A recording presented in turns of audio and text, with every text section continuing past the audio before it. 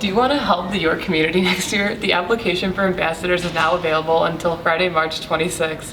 Find the application under the ambassadors webpage under clubs and activities on the York homepage. Applications are only online and will remain available until Friday, March 26th at 3 p.m. The application period only happens once a year. Ambassadors help at all school events and new transfer students and host 8th grade private school shadow students. Questions? Email Counselor Ms. Delaski or Ms. Julian. Good morning, York. These are your announcements for Friday, March 19th, 2021. I'm Hannah Brody. And I'm Jeffrey Grace III. Welcome back to school, your community.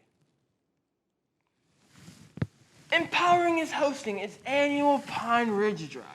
The pandemic has hit low-income, undeserved areas particularly hard, and the Pine Ridge Reservation is no exception. As usual, Empower is collecting sanitary products, pads, and tampons, as well as products for new mothers, like diapers, wipes, and formula.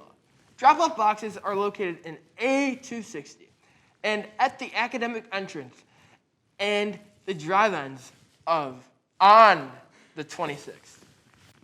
The York Mock Trial wrapped up their season with 2 strong trials in the state competition over the weekend. They improved every competition and look forward to competing in person next year. Congratulations to the York girls bowling team for taking 2nd in sectionals and 10th at state this weekend. The team was led by senior Holly Santucci and sophomore JJ Bolden, along with senior Abby Romanowski and juniors Kara Jensen, Kat Savela, and Madeline Mountcastle. This was the bowling team's highest state finish in school history. Congratulations on a great season. Congratulations to the 2020-2021 York Scholastic team, which concluded its IHSA season with a 2nd place finish at the Hinsdale Central Sectional. York seniors Claire Cockman and Adrian Z, junior Brennan Z, and sophomore sensation Andrew M. placed shorthanded, but won decisively over St. Rita and Argo High Schools before being bested by the Red Devils. Congrats on an amazing season, Scholastic Bowl. Attention all girls soccer players. April 5th is right around the corner. Registration is now open for the upcoming girls season. Please go to this girls soccer website for updated information on the upcoming season or email Coach Dobrik for any questions that you may have. Ask yourselves, do you want to help the York community next year? Think about it real quick. The application for ambassadors is now available until Friday, March 26th. Find the application on the ambassadors webpage under clubs and activities on the York homepage. Applications are only online and will remain available until Friday, March 26th at 3 p.m. The application period only happens once a year. Ambassadors help at all school events, help new transfer students, and host 8th grade private school shadow students. Questions? Email counselors Ms. Delaski or Mrs. Julian. To continue the celebration of Women's History Month, today we will talk about Sally Ride, who became America's first female astronaut when she spent 6 days in space. Today, about 25% of astronauts, NASA astronauts, are women. And those have been your announcements for Friday, March 19th, 2021. I'm Hannah. And I'm Jeffrey Grace III. York, have a great day. Hey York, guess what? March Madness is back. It's right around the corner, and that means it's time to start filling out your brackets. Who you got going all the way? Any surprises? Well, if you need any help, let's take a look at the powerhouse teams this year. First, we have the favorites to win it all this year being the Gonzaga Bulldogs because their insane record going undefeated this year behind freshman sensation Jalen Suggs. He's a tremendous defensive prospect thanks to his athleticism, build, and instincts with an already insanely high basketball IQ. Second, we have the Baylor Bears with a record this year of 22-2, who have been very impressive, some saying they're the only team who can beat the Zags this year. They have a suffocating no-middle defense, 4 incredible guards, unique lineup versatility, and 2 wildcard pieces that could win them a game in March or April. Third, we have our Illinois Fighting Illini with a record of 22-6. They have raised eyebrows this season with their amazing team play while riding breakout junior guard Ayo DeSumo.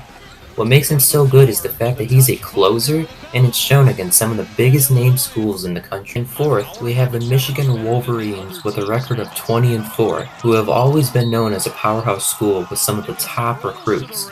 Michigan's defense in Big Ten play has been its calling card this year. Next, I sat down with Jack Tobin, a sophomore at York High School, and I asked him what he thinks March Madness will look like this year. I think Illinois is going to go all the way because they have a really good guard in Iota Simu and also a really good big man in Kofi Coburn. I think it's just easier so like the players can quarantine, and COVID's like a big deal because if you get it, the team's out. So it's just to be more safe. So I agree with them. Just as a kid, I was like a big basketball fan. Like March Madness is like the biggest college event for basketball, so yeah, just as a kid I started to watch it. So with that being said, what do you think March Madness will look like, and what do you think the atmosphere will be like? Most players say the intensity of each game is normally ramped up with the energy from the fans, and if there are not going to be many fans in attendance due to safety guidelines, how will this affect all the games? I guess only time will tell. First game of the whole tournament starts Friday at 11:15 a.m. between Virginia Tech and Florida on CBS. You can watch via phone, computer, or TV, and then more games will continue throughout the rest of the day. For YTV, I'm Dan Reed, and have a great rest of your day, York. For you and I, that America thrives when we give our hearts, when we turn our hands to common purpose. And right now, my friends, we're doing just that. Last Thursday night, President Biden addressed the nation on the anniversary of the COVID-19 pandemic with the purpose of setting goals for the country and bringing hope to the American people. He set an ambitious goal of marking our independence from the virus by July 4th this year, in which he encouraged American families to host small gatherings to make that day symbolic for the country as a whole. The only way to get our lives back, to get our economy back on track, is to beat the virus. You've been hearing me say Obviously, Biden still stressed the need for every American to do their part, including social distancing, masking, and vaccinations. By May 1st, every American should be eligible for a vaccine, meaning they can get in line at many of the federally run vaccination centers to be administered by a widening pool of vaccinators. Biden also referenced a $1.9 trillion stimulus package that he signed the day of the speech, which will provide much-needed aid to the lower and middle classes, including direct deposits and tax credits. about how after long, dark years, one whole year, there is hope and light of better days ahead. If we all do our part.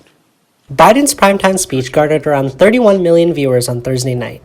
He is now launching a large campaign to inform Americans and garner support for the stimulus package, spreading a message of hope and an end in sight to the pandemic and the conditions we live in today. Hopefully, his message rings true in the coming months of 2021.